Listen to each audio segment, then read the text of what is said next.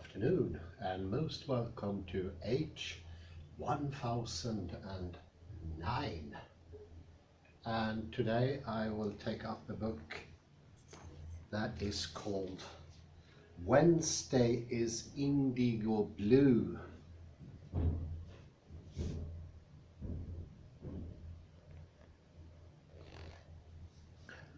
Discovering the Brain of Synesthesia. And it's actually an afterword by Dmitry Nabokov, the famous author. This book is very fascinating. I realize now, thank Kalle for borrowing it, because I realized there's much more to this book than I thought. What caught my eye was a quote of Nagel, and a view from nowhere.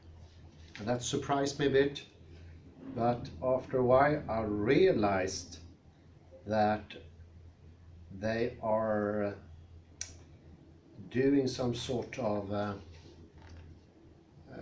speculation at the end of the book. What could this synesthesia imply? What could it point to? And it could have some connection to this view from nowhere, or those sort of weirdities that we mentioned before. Thomas Nagel, in his famous book, he's written two famous books, How It Is to Be a Bat, I think that's the other one, but the view from nowhere is highly recommendable, and it takes a look into this sort of phenomena of that we don't seem to be situated sometimes when we speak about things. That's the situation from nowhere. It is slightly similar to the panopticon I mentioned before, or absolute space-time scale and so forth as well. It has been on my mind. I was a bit surprised to find a reference about him here. I actually thought about him intensely the other day. And Henry, if you're calling, seen this, when you called, I was actually thinking about Nagel because of that problem you presented. What is implied in speculation is more or less, in my own words, that senses could be a priori division we make before presencing, and that will actually rid us of sensory perception, or at least block some parts out. What do the author mean? Well, there seemed to be a very acute connection between the senses, and I can read the different chapters to give you a hint. Don't it make my brown eyes blue? And that's a pun. It's not eyes, E-Y-E, it is just I. And that's a person who sees letters as different colors. See with your ears, speaking about the things you're interested in, Kalle. See with your ears. And since Susie Frobel started with the ears and hearing,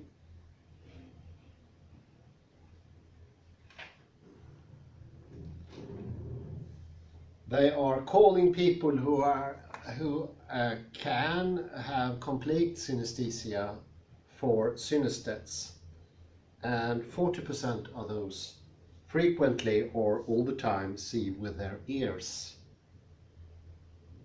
Very sad. That means that there can be color, shape and movement by sound.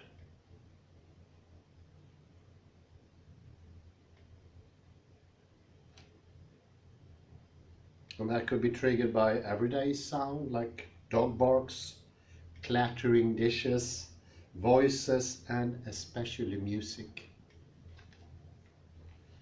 Dynamically, we liken colored hearing to fireworks because the colored shapes are said to appear, scintillate, and move around. Scintillate is like this.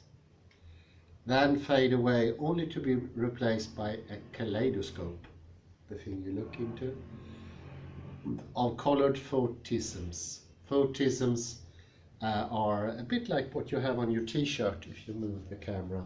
Photism is nondescript things that has different colors. It does look like something you have on a t-shirt, but from a distance it doesn't look like anything. And if it doesn't look like anything, it's photisms. Things that has color and shape, but doesn't really mean anything. This is a sort of a depiction of a photisms.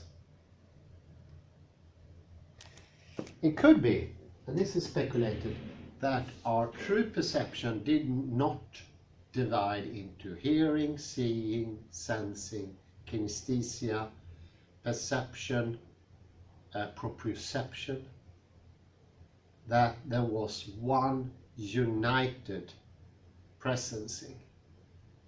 And in different languages, different divisions have come about. And those divisions, they come actually before the fact. Something we discussed with, in connection with Jan Eyskens and his neurological theory, and also shown by people like Benjamin Libet,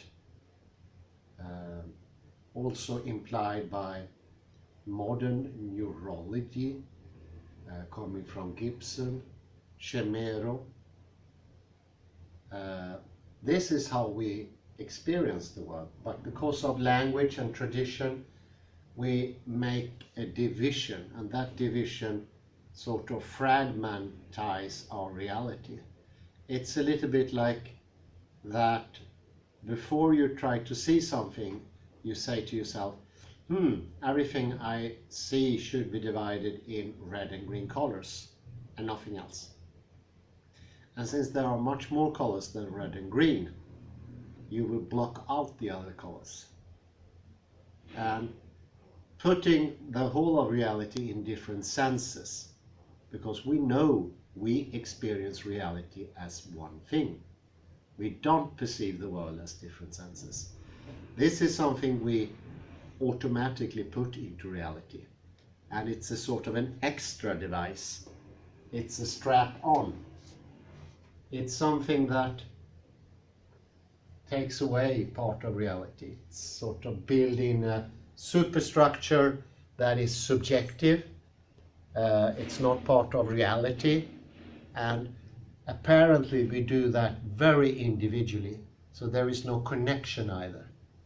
And language seems to progress that even more in a very interesting way. What we do is, we say beforehand, this is vision, this is audible, this is felt, this is sensed, this is experienced, and those divisions, they always come before the fact. And that is almost to tell the cerebellum or the little brain to not be activated, not to help perception, to dampen perception, to make it weakened, making reality less real, so to speak. You don't access in the same way. This has interesting effects on focus. What is focus? Well, one way of putting it could be true knowledge, as they speculate about. But true focus is not divided in different hearing, seeing, sensing. It is this undivided experience.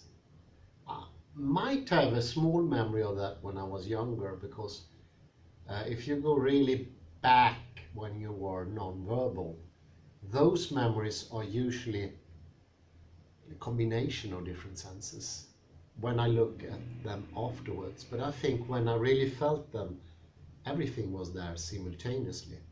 And also relationship with my parents, my brothers and all that, the situation I was in, My first memory was sitting in the staircase in the house I was born. And I moved from that house when I was only 4. So I don't have much memories from it, but this is very clear. But there is no division made when I had the experience. Everything was direct perception. So it doesn't make any sense whatsoever that you should be a division from a neurological perspective. Something I implied before, because for the first take they are all electrical signals or fractalities. So our perception doesn't make any difference between should it be touch or should it be sight or anything. They are all, well, we could call them electrical waves or just waves. They are all waves and they have a very certain fractality, but they are variation of the what we usually write as this. And reality doesn't make a difference between those things. And it doesn't make any sense that our system should do either, because what we're looking for is the complexity, the information we have here. And by designing a certain wave to be sight or a certain way to be kinesthesia, it doesn't make any sense from a physical standpoint. That would actually rid a little bit of this, and you are sort of transponding a different signal on top of the other one and blocking out information. There are some hints from different languages, people making other divisions. Very common is, like in our own language, we don't make a clear division between taste and smell. The different taste sensations we have are all a combination of taste and smell. I think we tested that in school when we got a blindfold, and there were 2 options. There was a piece of potato and there was a pear, and you were asked to bite in the pear without the blindfold, and then to bite in the potato, and then you got a blindfold. And you were supposed to close your nose as well. I forgot that. And blimey, I could not tell the difference between the potato and the pear. The smelling is a very important thing. So smelling comes up this way and into the nose, and then it goes out. So if you close your nose, that connection won't be. That's why we don't feel taste when we have cold. It's a hint. Then you know the tongue doesn't really get affected when you get a cold. So synesthesia already exists in our own language, and it exists in different cases. You need to push that low thing here. Here you should push. So then it's stabilized. For instance, screaming colors is, I know what that is. But we can make a test here on color. This is something that is half common. Can you point out warm colors and cold colors? Should we show it to the viewer? But okay. No, just do it. These usually the red ones, especially and yellow. Because yellow is related to fire. Yeah, it's a good thinking, yeah. But you know it anyway.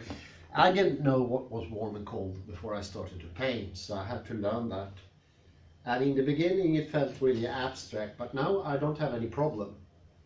And you can see that 2 ways. Either you can see I didn't have the skill, but you can also say that in my language we don't make that difference. Whereas other languages is a very important difference. And I would actually opt for the latter alternative. It's because of the language.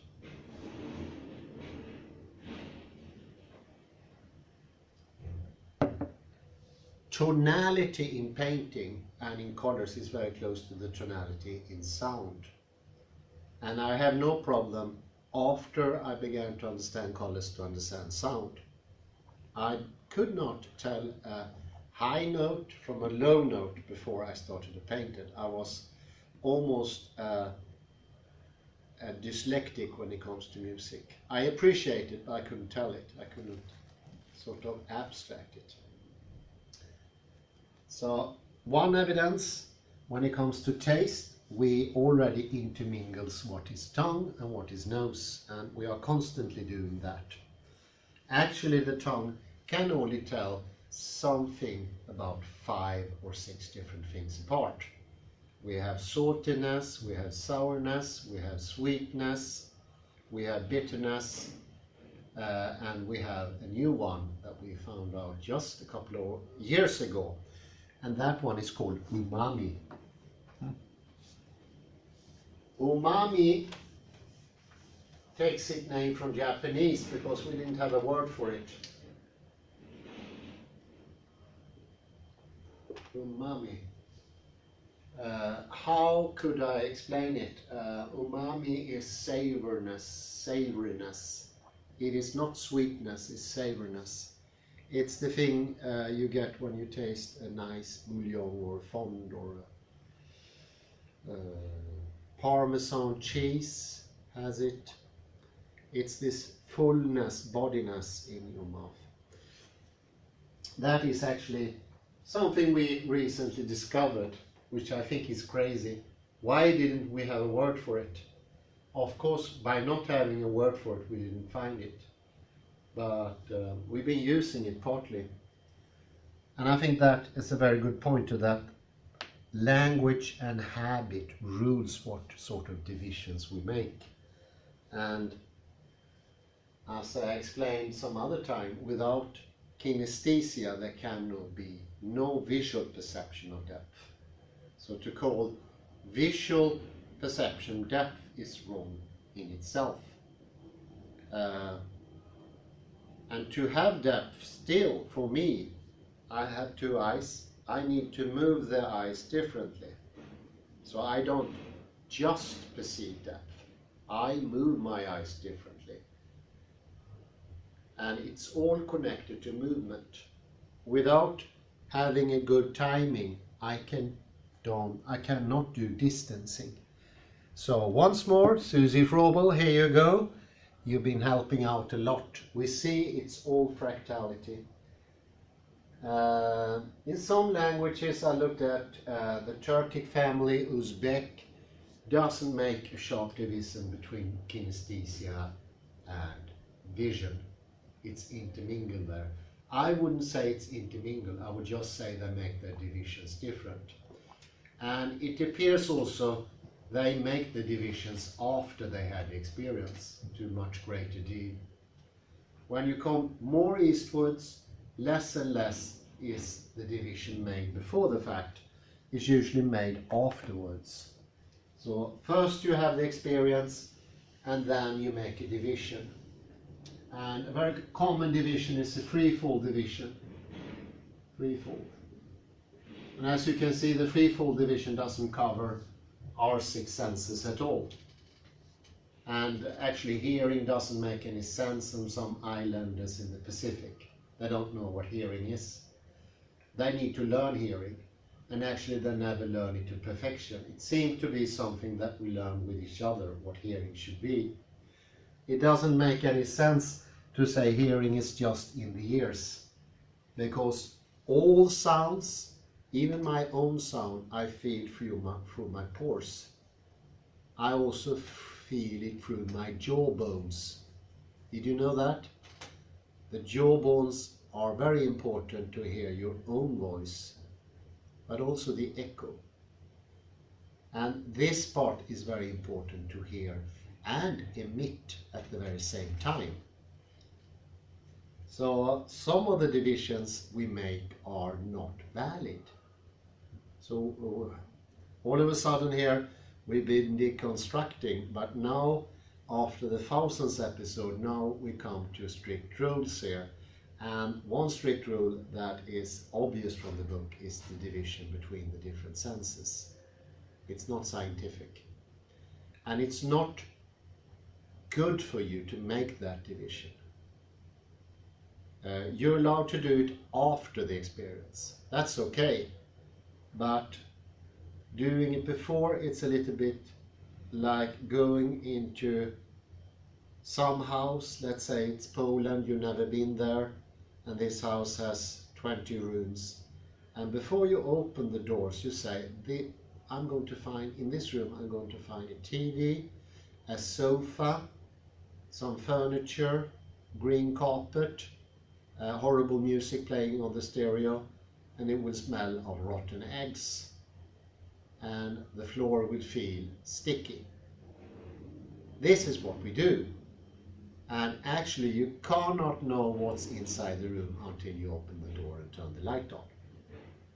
This is a very interesting point, and this is very hard to understand because we do the a priori perception so quick we don't notice. It wasn't actually a fact in neurology either until Libet. He discovered that the preemptive take on reality, it's much quicker than the consciousness and the will. We do it so swift so we can't tell the difference. We can't tell the difference between true experience and what we put in it, but it makes a difference. And you can learn how to tell them apart. This is one of the promises from the book. And one thing that we lose, connecting a little bit to the previous lecture when I spoke about getting into a book, piece of literature, understanding the depth of it, what the author intended, and actually read it in its context. So if you read something, there is a before and it's an after. And this is like having a melody in your head. When you have the melody, you have the start and you have the end. And you have the now and you have the whole song in your head at the same time. Literary criticism takes out a paragraph, isolate it, and then they sort of generalize that to be the whole book.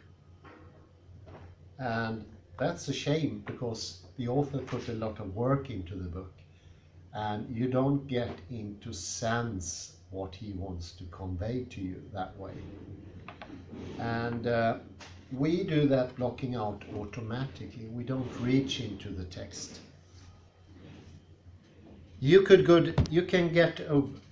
have a separate word for this. What is this getting into the text? And I try different words for it, and I haven't found the right one yet. I don't think our language is fitted for that, so we need to invent a new word. And I have this clumsy focal setting.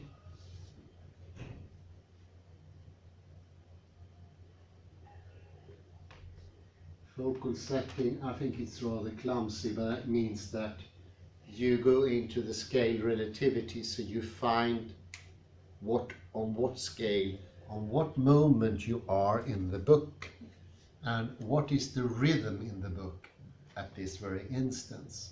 And if you are reading the book, you are in a specific rhythm. Some books gives a very strong rhythm, and some are extremely slow, like the books of Stephen King, for instance. I would say Strindberg is very quick. It's a tempo. And if you get that tempo going and you read a verse or a paragraph, of course the tempo is important. It cannot be like taken out of its context, its discourse. It's a little bit like,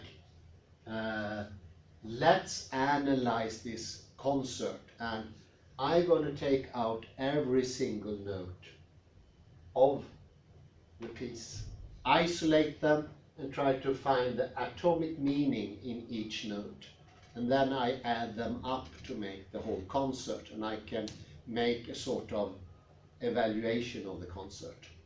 That won't make much sense because the concert is written in one go, although the notations seem very linear on the paper.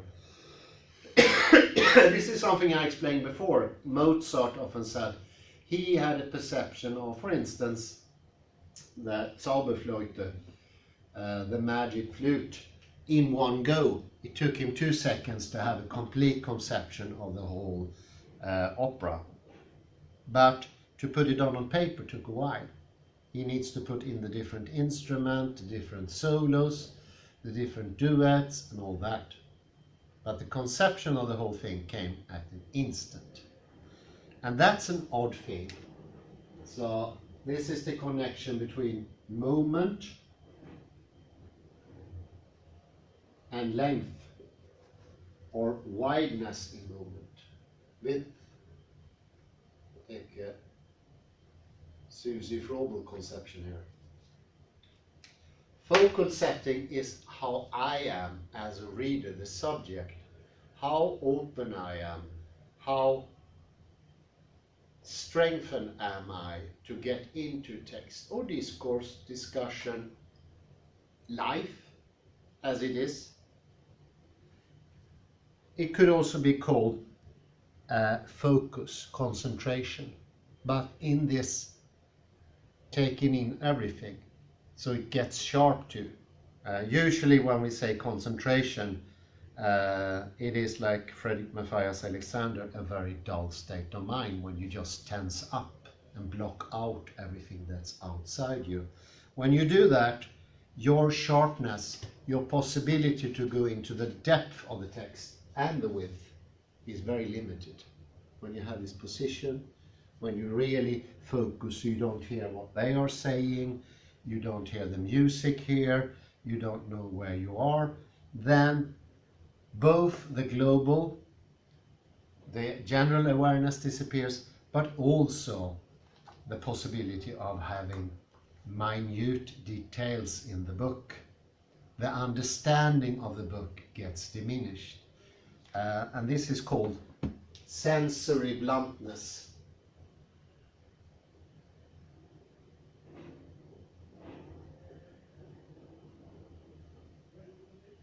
We are, as you use a Shakespearean term, unsharp. Lack of focus, lack of concentration, lack of awareness. This can be trained. We can train up that ability. And one device is having a strange attractor that I mentioned before. And you need to put in the facts there, because there is rules and facts to reality. And one rule that is absolutely crucial, all cultures do that, and that's the division between what's up and what is down in the body. In Western tradition, however, we see our body map as one clump. It's homogeneous, uninteresting, it doesn't have any divisions. The division we do is a false one, and that's between body and mind. That is a random division. It doesn't make any sense. It's very hard to point it out, and it doesn't really work, because as we all know, how your mind is situated will affect your body, and how your body is situated will affect your mind. They seem to be the same thing. However, the body has its division. And that division is in all animals an upside and a downside. And we mentioned that yesterday, 3 lectures ago, and that's the dorsal area and the ventral area. All cultures bar ours, do that differentiations. It's in the languages in many cultures, but it's also in written discourse. Example is the Reiki tradition of East Asia.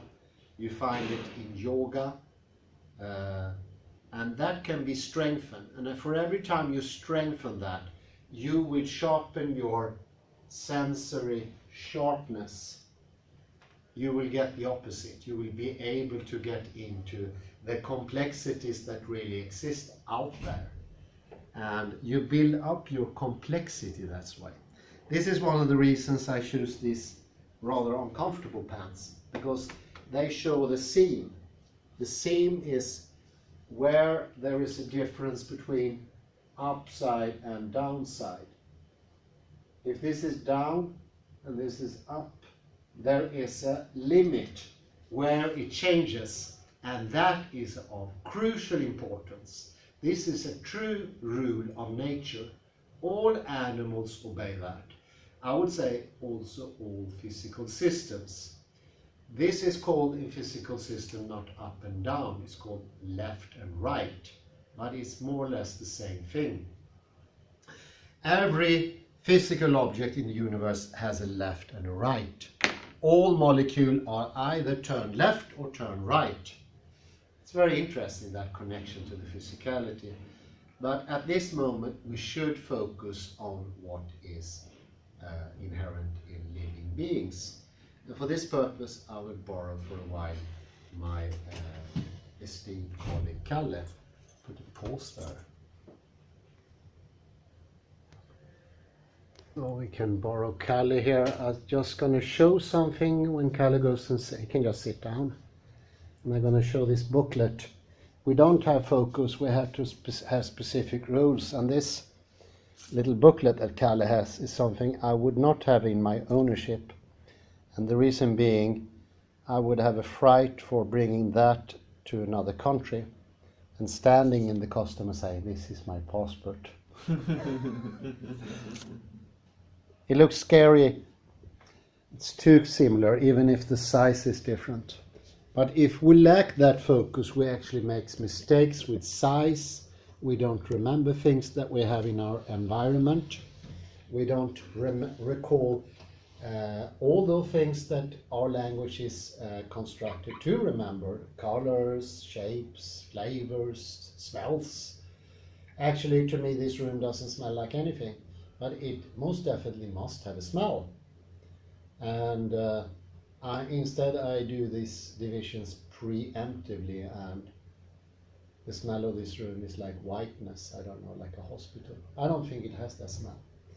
But let me go into something here. I'm going to sit Kalle down here on the chair, just sit down as you go.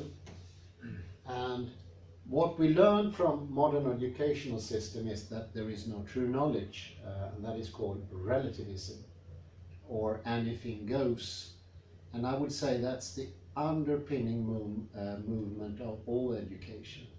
And we do feel this lack of knowledge, and we do feel that we live in the modern age of freedom, as do as what you want. You are an individual and you don't have to oblige any rules in society. I think relativism is a mistake to some degree, because there are absolutes, there are rules, and there are things that needs to be done because there are actual properties to reality. And this is what fractality is sort of pointing to.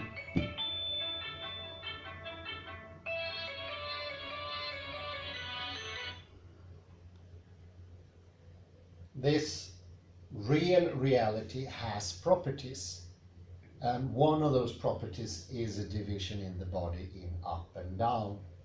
And as I said before, left and right is how everything is in the universe is divided. So goes for our bodies.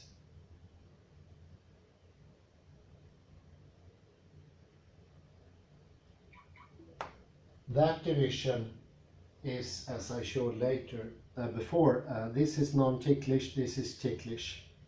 Look at an animal, take for instance a dog, tickle it underneath, that's the downside.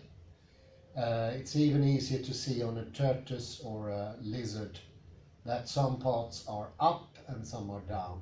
They are constructed very different, and therefore we also need to have an image, a body map, as the couples Blakeslee showed. Blakeslee, what's spelling? The body map affects how we move. Therefore, in our body map, we need to have this division, because that's the natural division in our body. Look at a turtle. It has an upside and it has a downside. This needs to be upheld. In Western tradition, the only tradition that doesn't have a body image, the body is just a blob, and it's homogeneous, made of the same stuff. It's not, has two acute and very, very sharp divisions. And especially important is the dividing line, and that's called the seam. And the seam goes here, yes, ticklish, here on the outside. And if you focus on that seam, think about this, and try to keep your arm straight, and see if I can bend it. You can resist my bend if you want to resist it. You have a certain strength here. Very good. And just hang on a second and think about the seam, and think about the seam going into your body. Well, you actually have this seam here too. Think about that division and make the upside white and the downside black or darkish. And also think about this part of your body as being white and fluffy, and try to find your sitting bones. There you go. He found them. I noticed he found them because when I push him, his whole body moves as one piece. It is integrated. And you get this one-piecedness when you think in two divisions. It's odd, but that's how it is, because that division is true. It's down to reality. Yes, I'm afraid, this is not relativistic. This is a true division. And now I'm going to ask Kalle to bring his hand and focus very sharply on the division. Have it in your whole body. Think that you are two parts, not one. One yin and one yang. One ha and one ta, like in Hatha Yoga. One moon and one sun. And now when you think you resist my pushing down. And there's a big, it's more stable here. Because before it was shaking in this way, now it's shaking less. And that less shake is a bigger strength. And another thing that also was perceptible, it's not just the arm. In the first instance, it was just the arm that was resisting. Now, also this part was resisting. And as we explained before, most of the strength of the arm actually comes from the back. And one reason is the arm goes all the way here. So it's firmly situated in the back. So all its foundation is already in the back. And it has always been that. By thinking about the arm starting here, you get less strength. There are no weightlifters that think that the arm starts here. None. None. You will break your back if you think that. So you see, there are rules in reality and they need to be followed. Otherwise, you will end up hurting yourself. You will get weakness. And one way of gaining strength, this division, for every time it's repeated, also something that Blakeslee showed, it will get stronger. And in the beginning, you might not even be able to see the colors. The seam you can make to a blend of the colors. You can see it as a gray sticking out, going up this way, coming up on the side of the neck, going up to the ear, following the ear around, going this way all the ways to the eyes. And then it goes back and it divides the lip in two, going this way up to the ears again. And the more in detail you can get this in, you shouldn't start with the details, but after your training gets stronger and stronger and you can project it, this is what Blakeslee called projectory force, something that is measurable through either MRI or electroencephalogram. That is measurable, and the stronger it gets, the more of this wave we get, and it gets more complex like a heartbeat. It shows up irregularities, And those irregularities helps the heartbeat, and it also helps this projective power. And this projective power is what actually makes experience strong or weak. And as I mentioned in the beginning of the lecture, our passively dividing the world into smell or taste and those things, that will take away the strength, because those are not true divisions. They are true after experience, yes, but not before. They don't exist out there without the participating of a living human being. But together with a living human being that is directed and gets this strength from the division, which is true, that perceptive power can be immense. It can be strengthened. And many of these normal faults that especially Westerners do, they don't know if a room has been changed, even if a big sofa has been removed. We don't notice. I am one of those as well. I wouldn't notice if my whole house was gone, I think. But our perception projection power can be strengthened. And it's obvious it's weakened if we don't think about these things. Because as Blakeslee and all these couples' research protocol showed, it's very clear evidence that perception is very different from individual, depending on the strength. How sharp is the exogenous pointed endogenous force, so to speak. It comes from within yourself, comes from your imagining power, and as clearly shown by this example of the guy who got a nail in his foot. It never entered his foot. It came between his big toe and his second biggest toe. Still he fainted from the pain. And that means our projection has actual results. Always has actual results. It's down to our projection power. How much we feel, how good we are, and also remember, this projection force is also the health. Because the more complex we are, the more health we have. And I think it was obvious in this example. Very well demonstrated. Thank you very much, Kalle. And I bid you everyone have a very pleasant afternoon. Bye bye.